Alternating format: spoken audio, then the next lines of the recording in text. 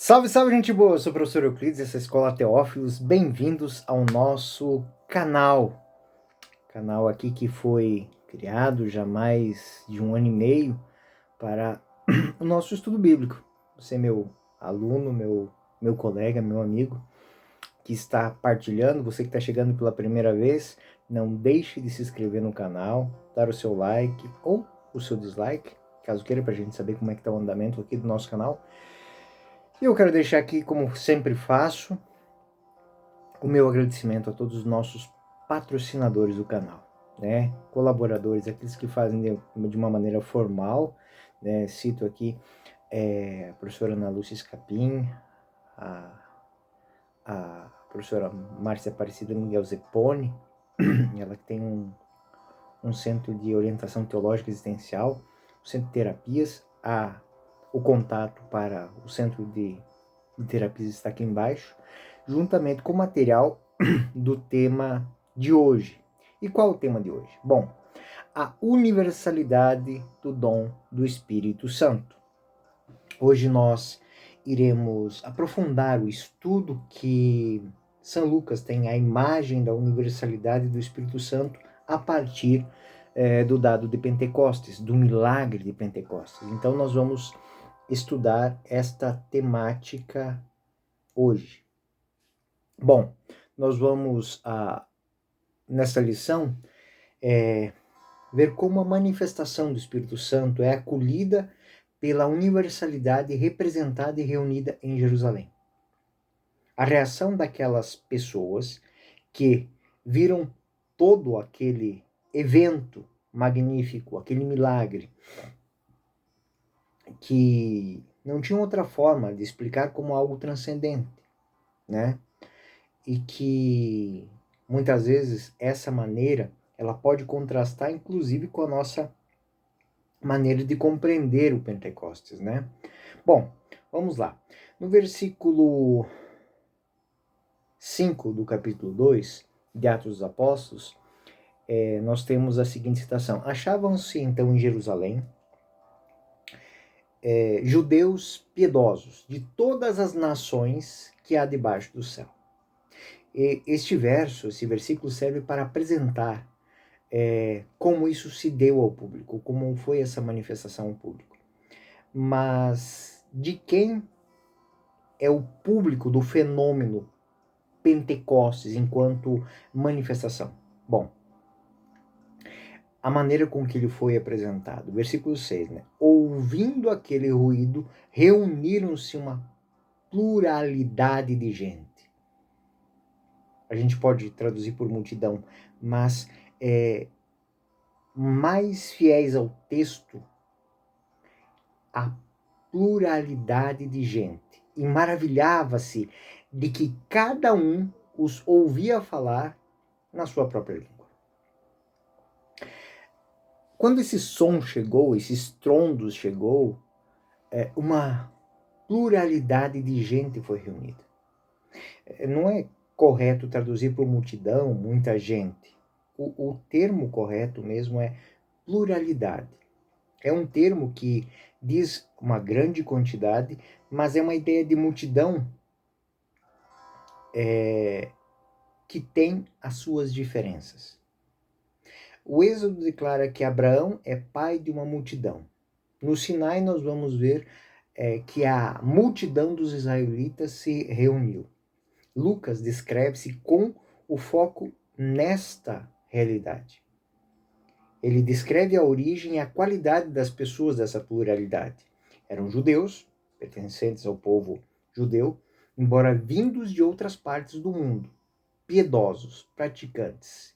Então, ele coloca a raça e a religião, e aí ele coloca algo, ele coloca um adjetivo, piedosos. Lucas queria indicar de que tipo de religiosidade são aquelas pessoas que foram atraídas pelo Espírito naquele dia. Esse é um dado que tantas leituras que a gente faz pode passar despercebido. Ele se repete várias vezes e é sempre usado por Lucas apenas para os judeus. Existem, na concepção de Lucas, existem muitos tipos de judeu. Mas os judeus que foram chamados eram frutos de uma pluralidade e homens que tinham uma religião piedosa. Versículos 9, 10, 11. Partos, medos, elamitas, habitantes da Mesopotâmia, da Judéia, da Capadócia, do Ponto e da Ásia, da Frígia, da Panfilha, do Egito, das províncias da Líbia próximas a Cirene, peregrinos romanos, judeus ou prosélitos, cretenses e árabes. Ouvimos-los publicarem em nossas línguas as maravilhas de Deus. No versículo 11, neste final do evento, falam-se de judeus e prosélitos. Os prosélitos são aqueles iluminados, que são adjuntos, são pessoas que são convertidos do paganismo para o judaísmo. Com os mesmos direitos, com os mesmos deveres. Eu lembro aqui que a conversão de um pagão para o judaísmo passava pela circuncisão. Ou seja, era um ato de muita adesão. Era um ato de muita fé. Porque eu já expliquei para vocês um pouquinho, em outros momentos, como se dá a circuncisão. Então, a circuncisão para um homem adulto não era uma coisa simples. A pessoa necessita de um grau de convicção muito grande para fazer isso. Então, esses prosélitos estavam ali. Eles estavam reunidos, eles são citados. Ou seja, os prosélitos são convertidos do paganismo ao judaísmo com os mesmos direitos e deveres, como diz, totalmente aceitos no povo, mesmo que não pertençam à linhagem do povo judeu. Ou seja, que não são filhos de uma linhagem judaica. Não fazem parte das tribos de Israel. No versículo 5, é citada a residência das testemunhas do evento Pentecostes. Eram habitantes de Jerusalém. Achavam-se em Jerusalém. Lucas diz que residiam em Jerusalém. O verbo kaitokel significa habitar, residir. Mesmo que a origem possa ser diferente do local de residência. Eles residem em Jerusalém.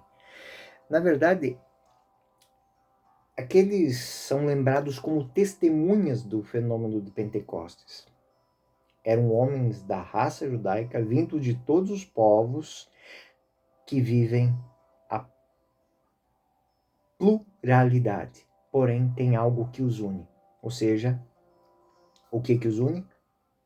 Eles eram piedosos. Eles eram praticantes. A expressão solene de cada povo entre aqueles que estão sob o céu, esta pluralidade. Ele não indica propriamente uma etnia, mas a origem, que é a nação de Israel. Parece que isso faz uma menção de Deuteronômio 2,25, onde diz assim: a partir de hoje começarei a derramar o temor e o tremor do teu nome entre os povos que habitarem debaixo de todo o céu, de sorte que só ao ouvir o teu nome eles tremerão e entrarão em pânico por causa de ti. Embora isso pareça um pouco de septuagintismo, como a gente pode dizer, que é usado para evocar as antigas promessas de Abraão, há uma pluralidade convocada de todos os povos, mas que são membros todos do povo judeu. No versículo 10, nós vamos encontrar outra indicação.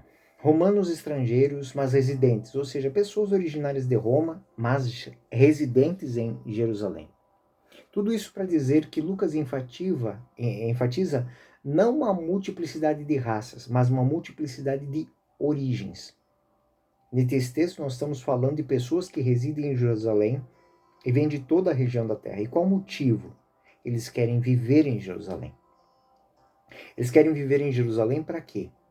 Para viver a piedade, junto ao templo. Eles querem poder celebrar a liturgia. Eles querem poder viver de uma maneira mais profunda a sua fé. Eles têm desejos, eles têm aspirações reais, puras e convictas.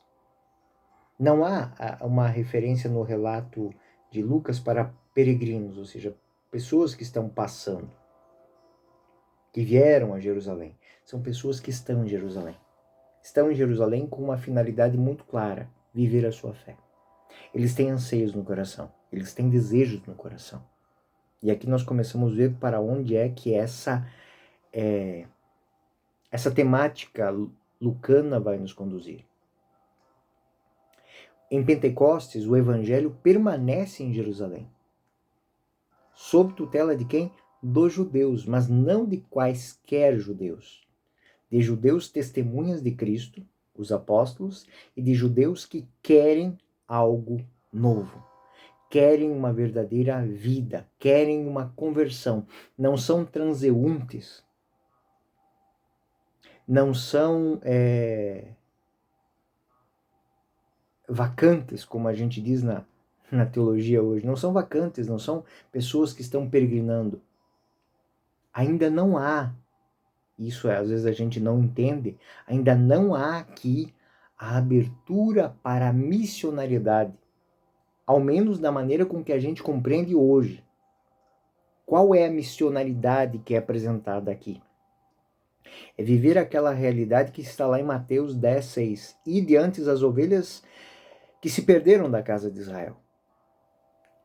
Em breve nós veremos que o primeiro caso da abertura do anúncio extra será de Pedro, acompanhado de Cornélio, em um evento que para Pedro foi muito difícil. Ou seja, ele foi o autor da abertura. Ele abre mão daquilo que era posse de Israel. Temos, portanto, aqui, dentro de um quadro histórico, algo muito interessante, porque contrasta com aquele nosso conceito de que a igreja nasceu missionária. Pois, para muitos de nós, essa ideia de nossa igreja começa a partir, a missionaridade começa a partir de Pentecostes. A igreja já é uma igreja missionária, ela vai contrastar porque é outro tipo de missionariedade aqui. De acordo com o relato de Atos dos Apóstolos, levou mais ou menos cerca de 10 anos para a missão de fato engrenar, ela começar. E aqui temos a grande mensagem a toda a igreja de todos os tempos. O início se dá em Jerusalém, depois a missão. Que mensagem Lucas quer dar à igreja, dar aos cristãos com isso, dar aos membros do caminho com isso?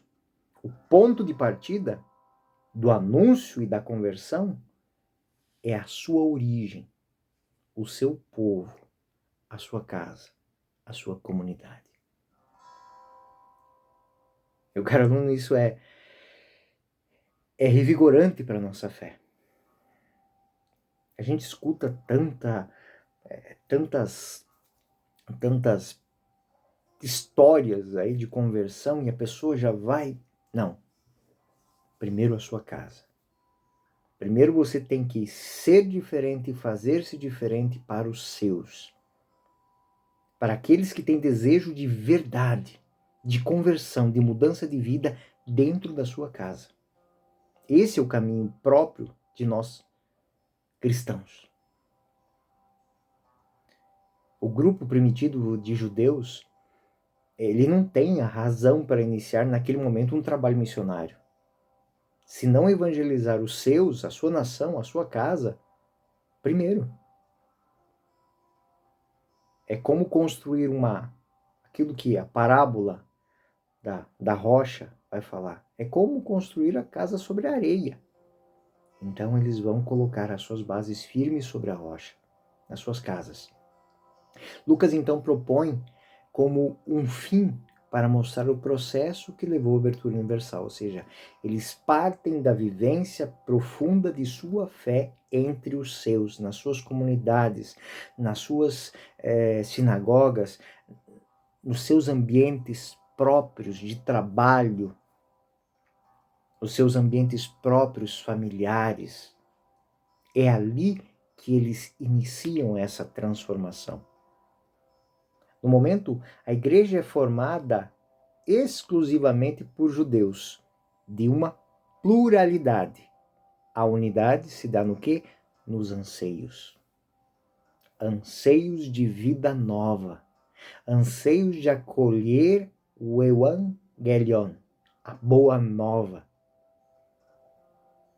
Que terão seu esforço de ação em anunciar, testemunhar e congregar o seu povo, seus pares, na fé de Jesus Cristo. No versículo de Atos 2, 9 e 11, surge uma lista de nacionalidades de origem, né? Pardos, medos e lamitas, como citei, né? A lista de nacionalidades não quer estar completa. Para os judeus, os povos tinham 70 origens, 70 línguas.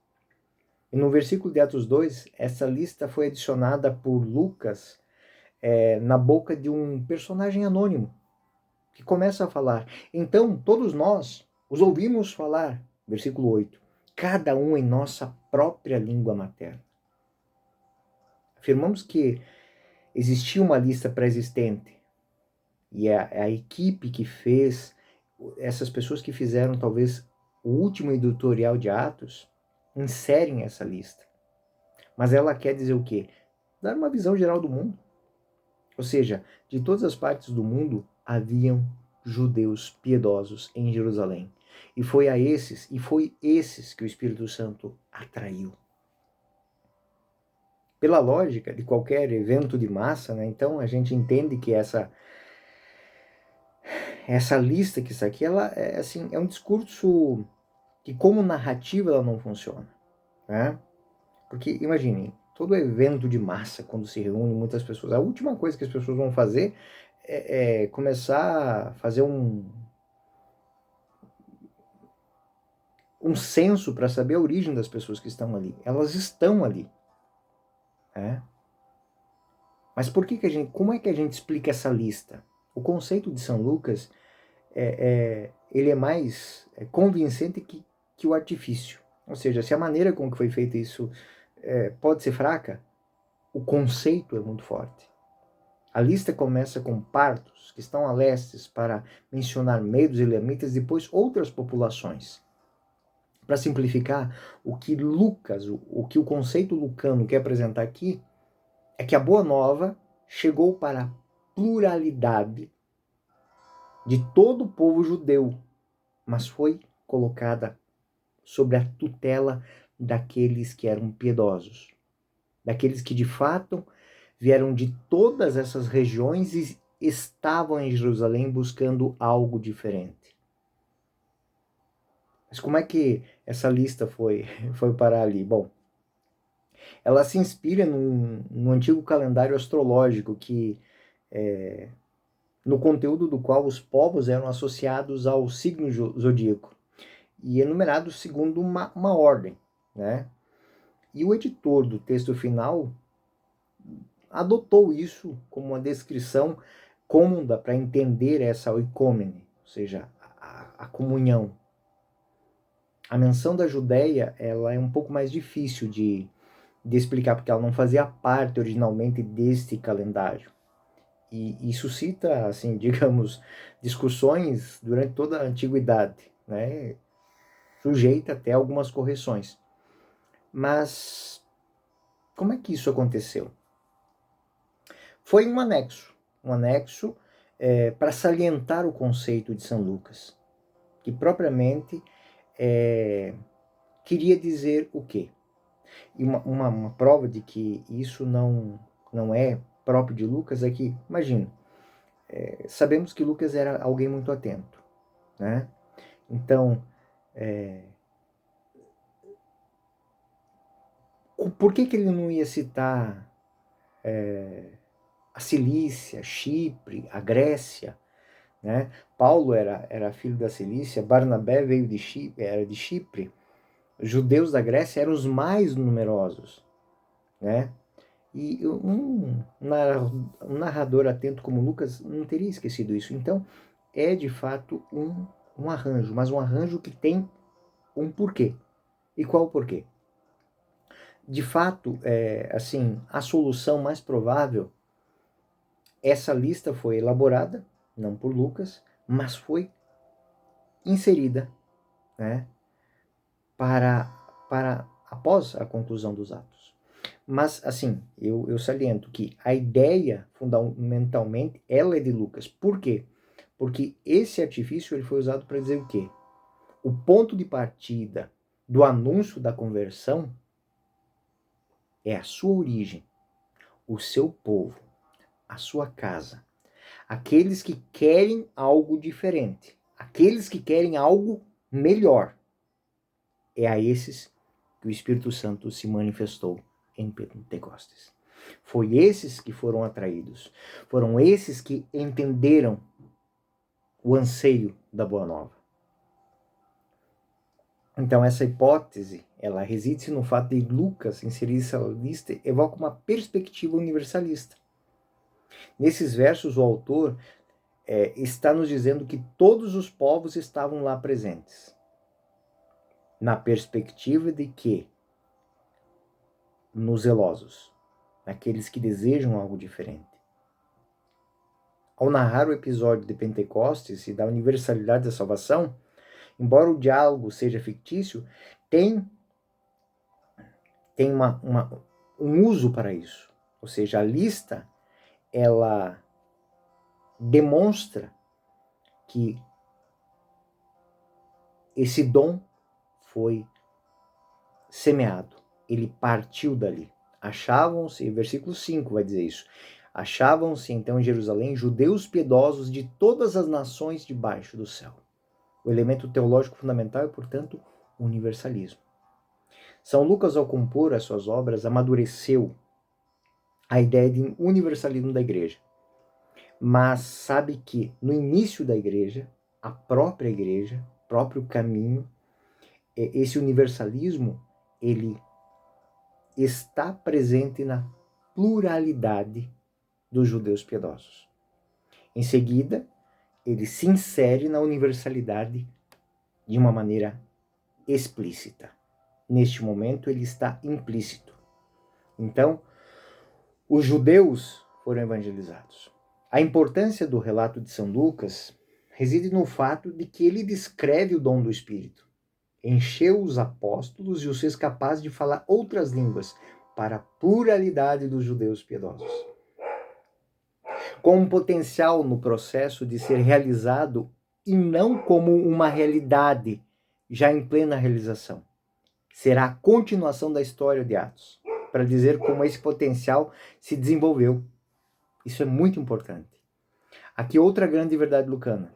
O evangelho requer uma adesão, uma busca, uma fidelidade, um empenho, um zelo. Isso é apresentado pela pluralidade dos judeus piedosos, que reunidos em Jerusalém estavam em busca de uma mudança de vida. Sendo assim, nós devemos entender, em suma, né? Pentecostes em Jerusalém,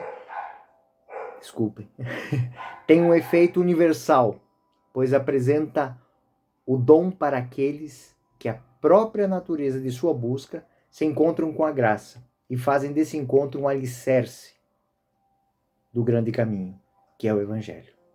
Sendo assim, o milagre tem um valor implícito, que se tornará explícito mais tarde. Toda a continuação de Atos é o desenvolvimento dessa universalidade implícita. Porque a igreja nasceu universal. Isso é isso que Lucas quer afirmar no relato de Pentecostes. Ou seja, o coração da igreja universal é católico, mesmo que ela tenha nascido em Jerusalém e por alguns anos permanecido fechada dentro do ambiente judeu particular. Ela foi acolhida por todos e guardada com zelo e unidade por todos, como que sendo gestada para a maturidade a ser apresentada ao mundo. É isso que a gente entende destes versículos. Quanto às disputas, às conversas sobre a qualidade do milagre de Pentecostes, ou seja, a linguagem do orador nos ouvidos do ouvinte, deve-se dizer que agora temos elementos suficientes para decidir. o fenômeno Pentecostes é milagroso, nos ouvidos dos ouvintes e não na boca dos apóstolos. Como os presentes são judeus, é natural que eles entendam hebraico e aramaico. Então, se Pedro fala a língua atual, é evidente que todos entenderam o que ele está dizendo. A peculiaridade reside no fato de que eles recebem a proclamação do evangelho pelos apóstolos como algo íntimo para eles, ou seja, era algo desejado por eles. É algo familiar para eles, como se tivesse sido pronunciado em seu dialeto privado. Ou seja, ele foi direto ao encontro dos anseios próprios de cada um que lá estava buscando a conversão, uma vida nova. A ênfase não é tanto pelas línguas faladas, mas pela compreensão da mensagem. Pois o Espírito Santo abriu os ouvidos, as mentes, os corações e permitiu que aqueles entendessem que a mensagem era a resposta de sua busca própria. E ouviram esse anúncio estranho, como se fosse familiar. Enfim, para a gente concluir aqui, Pentecostes é apresentado por Lucas como uma estipulação de uma nova aliança. É a forma como a liturgia se celebra no que era a adoração judaica, está inserido no dom do Espírito Santo que se substituiu à lei, transformando os corações dos discípulos e dos povos. A referência a Babel, que muitas vezes é feita, às vezes feita pelos padres da igreja também, e que é apresentada até hoje na nossa tradição litúrgica, possivelmente não era algo muito próprio para Lucas originalmente. Contudo, poderia ser uma descoberta teológica posterior, uma reflexão teológica de Lucas posterior. O texto de Lucas, nós não temos esses elementos literais que refletiam a Babel, mas não se pode dizer que essa interpretação possa ser excluída. Então podemos chegar a ler Pentecostes como a constituição de um antitipo dos homens de Babel. Ou seja, a igreja é chamada a formar um povo novo que seja compreendido. Onde é que ocorre a reunião das línguas, para a qual o dom do Espírito Santo e a presença de Deus se torna a humanidade harmoniosa e unânime? Pentecostes é a apresentação da base desse universalismo, pelo menos como uma esperança, como um desejo, como um anseio. E já de acordo com a tradição judaica, nós temos aqui também que fazer esse adendo. A lei foi revelada no sinal, a lei que foi apresentada no sinal, ela era universal. Ainda que em vão, porque a voz que revelou foi dirigida em muitas vozes, ou seja, a lei de Deus foi proclamada e ouvida em 70 línguas, segundo a tradição hebraica. Mas os outros povos não estavam lá. O único povo que estava lá, qual era? O povo de Israel. Então, ela se tornou vã porque o povo não estava lá para abraçar. Portanto, os outros povos também estivessem presentes no sinal e naquele dia a lei teria sido apresentada a eles, mas eles não estavam lá. Só havia Israel, com o poder de Deus, e com eles ele fez o pacto. Sendo assim, os outros permaneceram do lado de fora. E no dia de Pentecostes, pelo contrário, os representantes dos povos que estão lá presentes, ou seja, esses povos, essa pluralidade que se une no desejo piedoso de ver Deus, de conhecer Deus, está lá reunido. Então, e mesmo que a revelação materialmente ainda ocorra apenas para os israelitas, desta vez o desejo e o dom se expandem universalmente. Para Lucas, o Espírito Santo torna o plano de Deus verdadeiramente universal. O grupo dos discípulos está verdadeiramente aberto a todos, mesmo que em Pentecostes apenas como um potencial dessa abertura. Em Pentecostes foi mostrada, assim, a natureza missionária essencial da igreja, embora que ainda não fosse atualizada, ela será atualizada 10 anos mais tarde. Então, uma vez que o signo de Pentecostes está ligado com as línguas, fica claro que Lucas enfatiza a importância da língua falada ao mostrar, de acordo com o ensino paulino, a necessidade de aceitação de cada língua, ou seja, de toda a cultura. E por isso, evangelizar para um cristão deve ser a partir do que nos une, até evangelizar o que nos torna singulares. Ou seja, é só assim que é possível ter uma verdadeira conversão e o enriquecimento da mensagem cristã. A mensagem cristã não se limita a converter só aqueles que já estão convertidos, mas apresentar caminhos para a conversão para aqueles que desejam. Então, em uma cultura judaica, primeiro ponto, isso significou o abandono da língua sagrada, pois os judeus, Pedro, Tiago, João, para um judeu, a primeira coisa que eles tiveram que fazer é o abandono da língua sagrada, porque para um judeu, Deus fala hebraico.